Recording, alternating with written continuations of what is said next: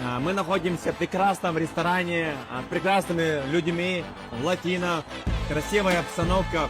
Я, наверное, впервые в таком месте. Вот, такое чувство, как будто реально в Бразилии, даже.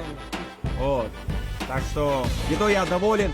Кстати, мне что еще понравилось, тут швейцарский стол. Я очень люблю швейцарские столы. И даже ради такого стола я сейчас посещаю гостиницы. Ради чисто этого. Поэтому будете в Таджикистане, обязательно приезжайте сюда, попробуйте еду, мясо. Да, очень сильно понравилось. Есть что сказать?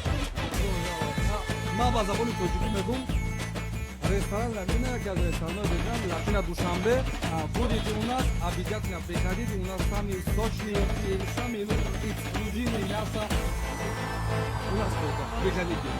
Да.